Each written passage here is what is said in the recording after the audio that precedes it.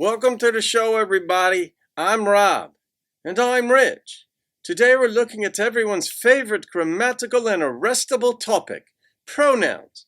For some reason, this is the part of speech that the left finds significant. What's next, I must ask?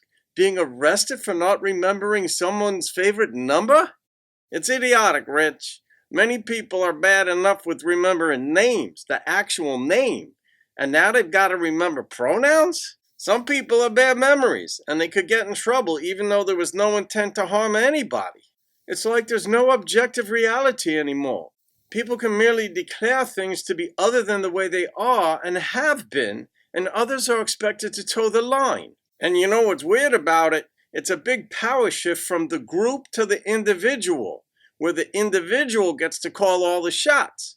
It's a contradiction, too, because the Democrats are all about group identity, and here they're saying the individuals have all the rights and the power. All right, let's see what Bill and Piers have to say about this most intriguing and absurd topic, pronouns.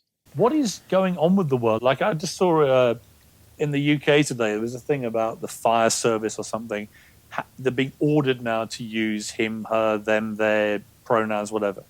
I said, okay, well, fine. Let's take this to its logical extension. Because pronouns are whatever you want them to be, right? So if I decide I want to identify myself as a dickhead, which many people watching this might think is entirely correct. Why they're going to think you're a dickhead? Because of the way you said those pronouns. I know. You dismissed it like, and look, it's not my generation's thing either, but I get it that people, sometimes you feel like a nut, sometimes you don't. And people, they just, whatever it is, they want to be that, and it's no skin off my nose. So don't say it like they, them, that, because then you're just... Let me explain why I feel that way.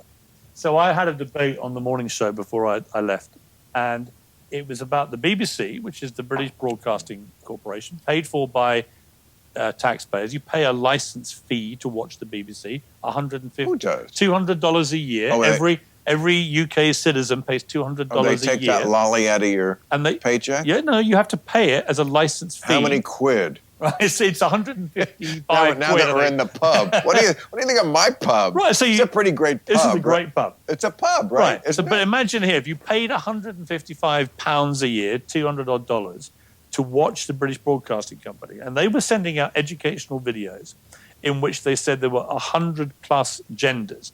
One of the genders they said existed was astrogender. Astrogender is an affinity with the stars and the moon.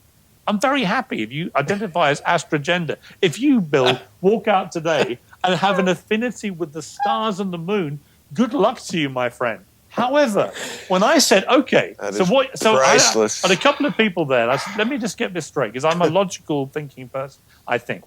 Does that mean then that I can basically identify as anything I want? And he said, absolutely. And I said, and it should be respected. Yes. I said, great. In that case, I'd like to identify right now as a two-spirit penguin. And there was a long silence. And then the inevitable response was, that's completely offensive. How dare you? I said, you're sitting here telling me there's 100 genders.